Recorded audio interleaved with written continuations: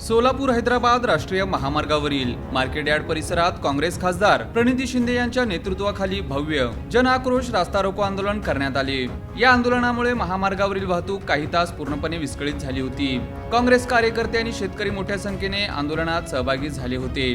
खासदार प्रणिती शिंदे यांनी कार्यकर्त्यांसह रस्त्यावर ठिय्या मांडत साखळी पद्धतीने आंदोलन केले। आंदोलनादरम्यान सरकारविरोधी जोरदार घोषणाबाजी करण्यात आली। शेतकऱ्यांनी गळ्यात कांद्याच्या माळा घालत आपल्या संतापाला वाट मोकळी करून दिली। कांद्याला योग्य भाव मिळत नसल्याने तसेच शेतकरी प्रश्नाकडे सरकार दुर्लक्ष करत असल्याचा आरोप यावेळी आंदोलनकर्त्यांनी केला। रास्ता रोको आंदोलनामुळे सोलापूर हैदराबाद महामार्गावरील वाहनांच्या लांबच लांब रांगा लागल्या होत्या।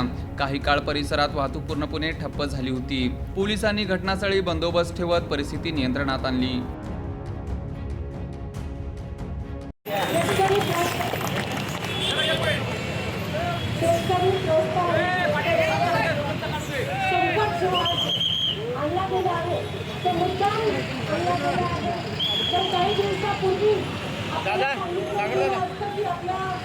देशात तेल किती आहे तर काही दिवसापूर्वी रशियाकडून तेल विकत घेण्याचं बंद केलं नसतं, इराण कडून तेल विकत घेण्याचं बंद केलं नसतं तर आज पेट्रोल आणि डिझेलचे रेट वाढले नसते।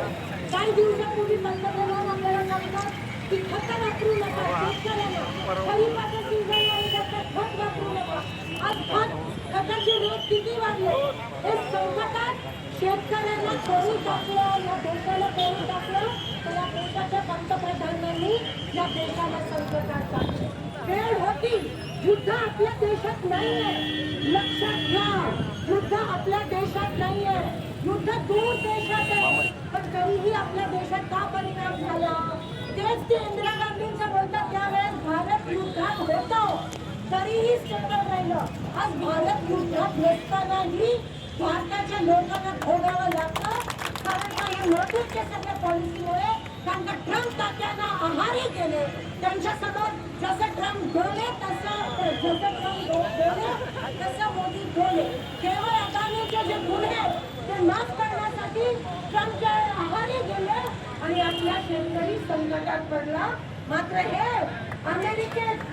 हे विमानात जाऊन मेलेडी करत बसते आणि आमचा शेतकरी हा संकटात पडला आहे।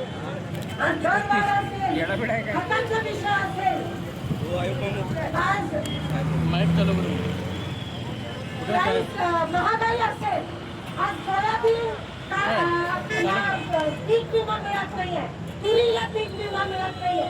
शेतकऱ्याचे खूप मोठे हाल झाले। एकतर वाळूच्या ठेक्यामुळे शेतकऱ्यांना शेतीपर्यंत पाणी सोडायला या लोकांनी वेळ लावला, कारण त्यांचे पॉइंट सगळ्या ठिकाणी नदीमध्ये आहेत। म्हणून काही असलं तर हे शेतकऱ्यांना पहिलं टार्गेट बनवतात। हे फक्त उद्योगपत्यांचं हे सरकार आहे, शेतकऱ्यांचं सामान्य लोकांचं नाही आहे। सामान्य लोकांना शेतकऱ्यांना झळ पोचतोय।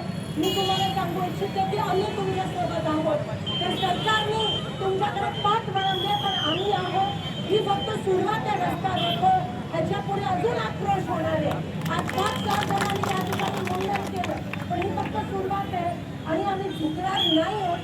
आम्ही बळीराजाच्या मागे आहोत आणि राहणार आहोत शेवटपर्यंत। बळीराजा हे राजकारणाच्या पलीकडे या देशाचा कमी कणा हा शेतकरी आहे आणि तो जर त्रस्त असेल तर आमचे संस्कार आम्हाला गप्प बसू देत नाही आणि म्हणून आम्ही शेतकऱ्यांच्या नेतृत्वाखाली आज हे आंदोलन करत आहोत।